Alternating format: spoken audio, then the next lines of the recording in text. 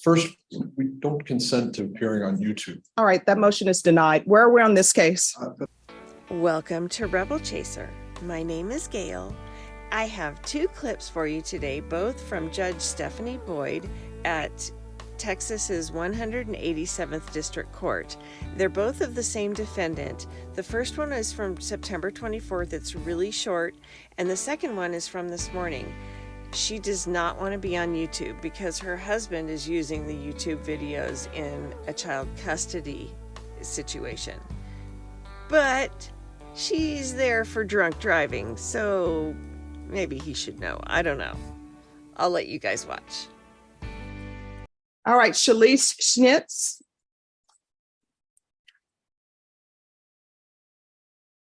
Good morning, Your Honor.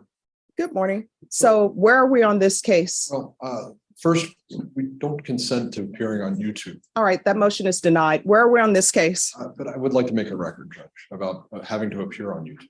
All right, where are we on this case with regards to discovery? So you won't let me make that record, Your Honor? The motion will be heard when you file your notice for pretrial motions to be heard. Right now, where we are is there's a motion for blood discovery. There was an agreed order. Where are we on that? Judge, the blood discovery was provided to defense. They provided it electronically. We sent the link to files, I'd say a few weeks ago. Defense has access to those files through those links for about a year. All right. So is there any other outstanding discovery? Defense did bring to my attention through email earlier this morning, 2 or 3 items that I did not have the chance to fully check the electronic discovery to see if they were in there. It's statements from witnesses that were taken at the scene. There was a lot of discovery here, so I couldn't say whether or not we've already provided it. If I get a short amount of time, I couldn't verify that. All right, Ms. Ferguson, on this case, give me a 30-day reset for discovery, please. This will be the final discovery date, and we'll hear motions on that date. And Your Honor, there's also a outstanding motion to modify conditions of bond. Ms. Schnitz, and this is one of the reasons we don't want to be appearing on YouTube. Mm-hmm. Ms. Schnitz has been ordered by the court not to drive. Mm-hmm. She has a vehicle in her driveway that is being in the process of being repossessed. Obviously, these are very personal matters. She's also in a child custody dispute with the father of her children. And he is using these videos in her child All right, custody. Ms. Ferguson, can I have a 30-day reset? At that time, the court will hear your motions. And at that time, that's the last time the court will have this set for any outstanding discovery. So you all need to confer and you all need to make sure that you have all of your discovery. Yes, Judge. Can we get the ignition interlock device removed from her vehicle? I will have the discovery hearing and I will have the motions hearing in 30 days. Everybody needs to be prepared for motions. And if the car gets repossessed before then, Judge? All right. What date, Ms. Ferguson? All right, October 26th. Thank you, Okay. Judge. Thank you. Court is calling 2023 CR 5651, State of Texas versus Shalise Schnitz. Am I pronouncing your last name correctly?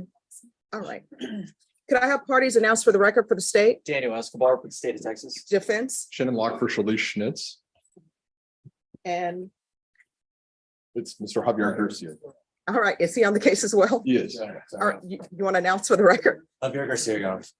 All right, so I have several motions before me. The first is the motion for defense to conduct an independent analysis of the defendant's blood sample. Did y'all review that? So we took a look. My understanding of that motion is that defense wants to get the second vial of blood taken by BCSO in this case and send it through their own lab.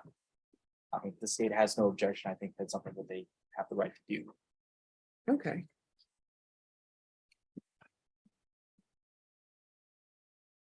All right, that will be granted. And of course, the laboratory here will have to make safeguards, and that's not in the court's purview to make safeguards for the analysis. Right, Judge. My understanding is that the defense will have to, whoever is analyzing the blood for them will have to pick up the blood from BCSO, and there will have to be a clear chain of custody. So that's something that they're going to have to do.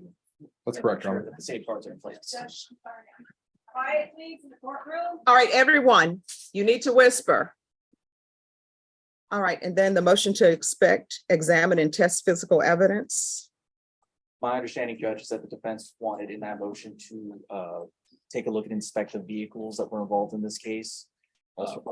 My understanding is that they are in the Bear County, they're in Bear County's possession, so that's something that we can try and facilitate. It's just coordinating everything with everyone. I know that the detective in order for us to inspect, he has to be there. All right, so do y'all still want to keep number one where it says that you are to produce the vehicles? Because I don't know if that's the proper wording. Just make available to us for inspection, Your Honor. All right, if y'all want to put in there to make available for inspection instead of produce.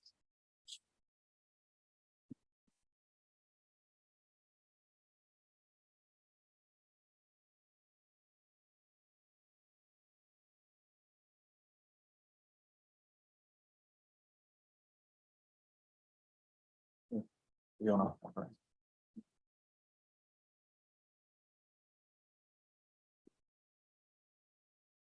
This initial, Your Honor, that's Yes. Mr. Escobar's handwriting. Initial fee, Judge.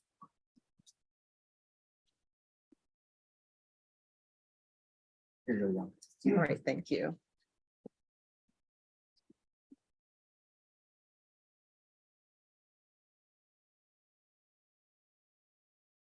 All right, that will be granted. And then there's a request for no broadcasting. Is that correct? That is correct. All right, so the court has read the defense's motion, and what I can tell the defense is number one, the court limits the number of people in the courtroom for security reasons, also for health reasons. I think everybody is aware of the brawl, for want of a better word, brawl, skirmish, or whatever that occurred in the other courtroom. As everybody is aware, there are only a limited number of deputies. I have 2 deputies in this courtroom, and we almost had another incident here today that I think would have turned quite differently if the courtroom were packed. The court must have an open courtroom to the public, and that is how the courtroom is keeping it open to the public. So I read your motion, and that motion is denied. Your Honor, may I make a little bit of a record on that? Sure. Okay, and so Ms. Schnitz has some specific things that have affected her as a result of the broadcast over YouTube. And specifically, Your Honor, the open courts, one, we don't think that you need to close the courtroom to non-participants. So we object to the closing of the courtroom, which we were just made aware of this morning. So we have that objection. We think the courtroom should be open to live audience members. Ms. Schnitz is in a very particular situation. She's in a custody battle at the time, currently, and her ex-husband monitors these YouTube videos. He saves them and broadcasts her information to her friends and family and uses it in her child custody case. Additionally, Your Honor, sorry, I'm going to have Ms. Schnitz speak to that if she could. Sure. Can you raise your right hand for me, please? Do you solemnly swear affirm the testimony you give will be the truth and nothing but the truth, so help you God? Yes, All right, you can lower your hand, state your name for the record. Shelley Schnitz. All right, thank you. You may question. Are you concerned about being broadcast on YouTube? Yes, I'm very concerned. And can you tell the court why?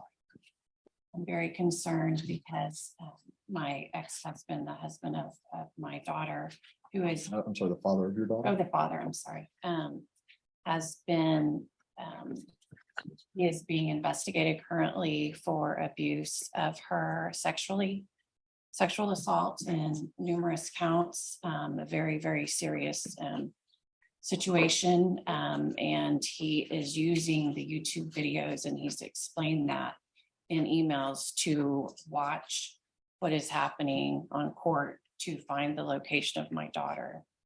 And I'm sorry. So also, he would come in person before, correct? Yes, sir. Okay, and now he knows where you are because he can watch the broadcast. Is that right? Yes, ma'am. Oh. I mean, yes, sir. Okay, and when you additionally, you've had to talk about your treatment situation. You're addressing your alcohol issue. We've had to do that in open court previously. Is that right? Yes, sir. And has he recorded those to your knowledge? Yes, he records those as well. And he lets other people know who are involved in your case? Yes, he lets over 20 people know and places it on social media and sends it out. Okay, and that's everywhere from Governor Abbott to Joe Gonzalez to everybody that is also the principal of your daughter's school. Is that right? Yes, sir. Okay. And so at this point, you're left with a choice of either terminating these proceedings by entering a guilty plea or continuing to be broadcast on YouTube. Yes, Okay, and that's the choice that you're currently facing. Is that right? yes. All right. Do you want to be broadcast on YouTube? No, sir. It's very scary for me, terrifying. No, that's all right. I have no further Any questions. questions? Nothing to say, Judge. All right, and the court will state again, everyone is aware of the brawl, skirmish, whatever you want to call it, that took place in this courthouse recently. No less than, I think, 10 deputies or maybe more were summoned. There was a fight in the jury box where audience members came from the audience and attacked someone, and I will use the word allegedly, but I think everybody is aware of it. An inmate that was in the box. We just had what could have been a bad incident in this court today, where deputies had to step in and escort somebody out of this courtroom. This is a court that needs to be open to the public. I am not going to allow people in the courtroom for safety reasons. I'm not allowing people in the courtroom unless they are a defendant, a person accused, or unless they are a witness, and those witnesses will be brought in when they are needed. The state will tell you, and other persons in this courtroom will tell you, anyone who is given victim impact, they can come in when it's time for them to give victim impact. But that is the way this courtroom will be run. So for security issues, we only have 2 deputies in a courtroom, and we have a third, sort of a third. And I say third because he's wearing his jacket, right? But he's not assigned to this courtroom. So when you think about it, right now we have 1, 2, 3, 4, 5 people in the box. And really normally only 2 deputies. And sometimes we have 10 people in the box. So the motion is denied. And we're going to come back And Your Honor, on December 12th. just one other question. Could you admonish people not to record the broadcast? Oh, people, I am not in charge of broadcasting. But so what So- happens is people will capture, like they'll capture this event, they'll put it on other platforms. And what I can tell you, counsel, is in this courtroom with your client, I have never asked, nobody's ever asked, if I'm wrong, tell me I'm wrong. Nobody's ever asked what school her child is at or asked any of that nature. With regards to a civil case, that's something that needs to be addressed civilly. This is a criminal court. But what happens, Your Honor, and the problem is that this is now, the YouTube broadcast is as much an official record as the court reporters. No, it's not. The court reporter's record is the official record. I made my ruling. You all are coming back on December 12th. On December 12th, I expect everyone to have their discovery in order. If there's more time that's needed to look at a vehicle, let the court know. If there's some issues with the blood, let the court know before the December 12th setting. All right, Ernest Morales. Thank you, Your Honor. Can we be excused? Yes, you may be excused after you sign the reset form. Thank you very much. There are various ways that her ex could find her daughter, and through this court proceeding is really not one of them. He could use them in a child custody battle, because if she's drinking and driving, is she doing that with her child? So, I don't know, maybe he's a really crappy human and he is what they alleged. If that's true, then she should be protected from him, the child, but not the mother. So I think the judge got it right. I hope I'm not getting into any trouble by posting this video, but I thought you guys would like to see it. Thank you all so very much for watching, and I'll see you next time.